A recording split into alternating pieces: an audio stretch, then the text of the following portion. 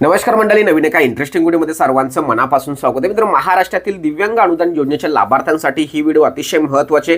मित्र, राज्यातील अनेक दिव्यांगांच्या माध्यमातून प्रश्न आहे की सर, आमच्या ग्रामपंचायतीमध्ये दिव्यांगांसाठी राखीव ठेवण्यात आलेला 5% निधी वाटप केला जात नाही, यासाठी काय केलं पाहिजे.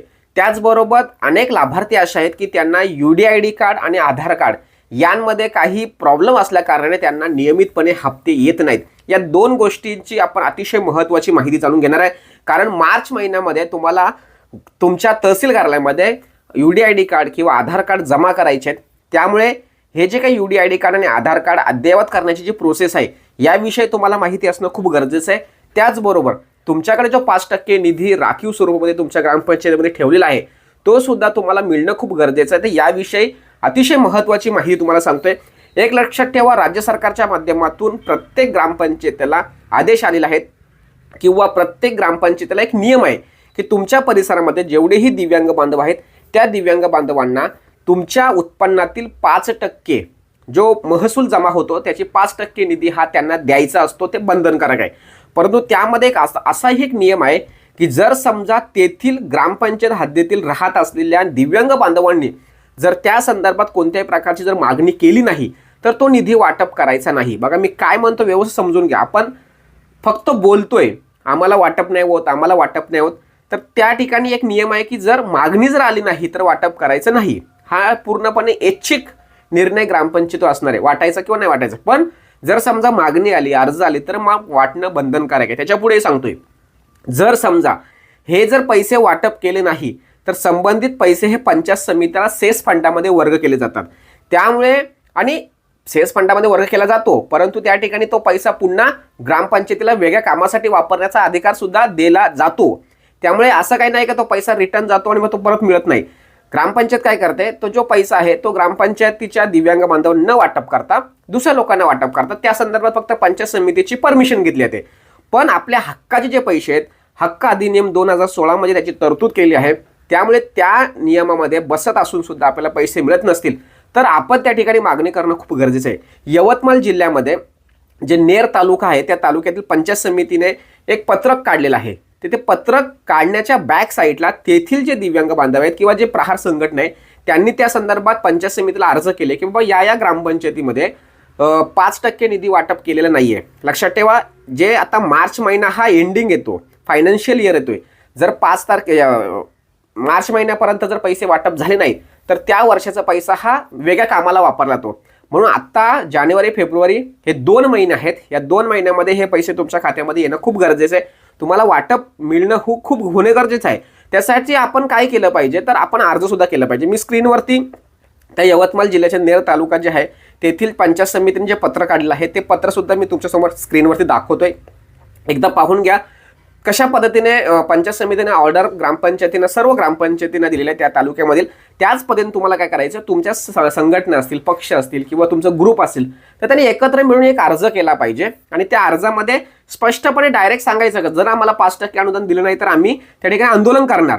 अशा पद्धतीची जर भूमिका तुम्ही जर ठेवली, मांडली तर नक्कीच संबंधित पंचायत समितीचे जे अधिकारी आहेत ते प्रत्येक ग्रामपंचायत त्या संदर्भात अर्ज देतील किंवा ऑर्डर काढतील आणि मग तुम्हाला हे पैसे मिळतील.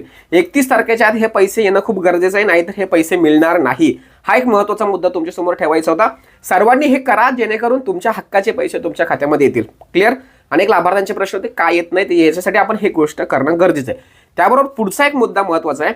तुम्हाला सर्वांना मार्च महिन्यामध्ये पंचायत समितीच्या तहसील कार्यालयाच्या माध्यमातून एक पत्रक जाहीर केलं होतं की तुमचं UDID कार्ड, आधार कार्ड, बँकेचं पासबुक, प्रमाणपत्र हे तहसील कार्यालयामध्ये जमा करा. पण हे जमा करत असताना ते अद्ययावत स्वरूपात असलेलं पाहिजे. लक्षात ठेवा, अद्ययावत स्वरूपात असणं खूप गरजेचं आहे.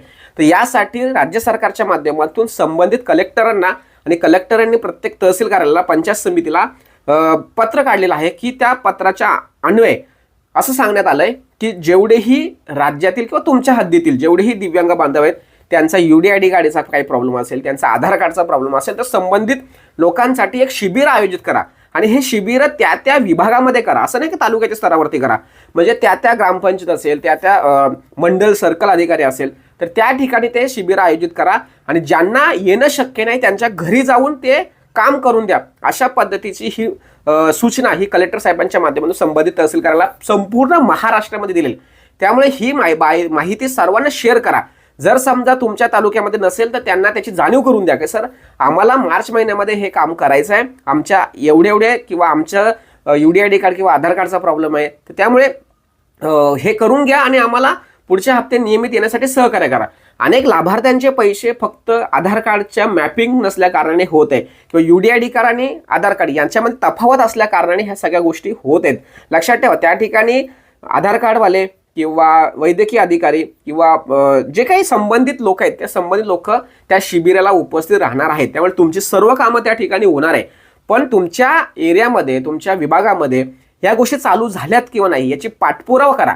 संबंधित जे सामाजिक कार्यकर्ते आहेत, यूट्यूब चॅनलवाले आहेत, त्यांनी याची जनजागृती केली पाहिजे, जेणेकरून मार्च महिन्यामध्ये जो आपल्याला अडचण येते किंवा जे मार्च महिन्यामध्ये आपल्याला कागदपत्र सादर करायचे आहेत किंवा जे ऑक्टोबर नोव्हेंबर डिसेंबरच्या आधार मॅपिंगमुळे किंवा आधार आणि UDID कार्ड मिसमॅचमुळे ज्यांचे पैसे थांबलेले आहेत त्यांच्यासाठी ही सुवर्ण संधी आहे. आता जर केलं नाही तर मात्र मार्च नंतर तुम्हाला कॅल्क्युलेट केलं जाणार नाही आणि तुमचे पैसे मिळण्यास तुम्हाला अडचण येणार आहे. अशा पद्धतीने दोन महत्त्वाचे मुद्दे तुमच्यासाठी या ठिकाणी क्लिअर करायचे होते. एक महत्त्वाचं म्हणजे आधार कार्ड आणि UDID कार्ड हे अद्ययावत करण्यासंदर्भात महाराष्ट्रामध्ये शिबिरं चालू आहेत, त्याचा लाभ सर्वांनी घ्या.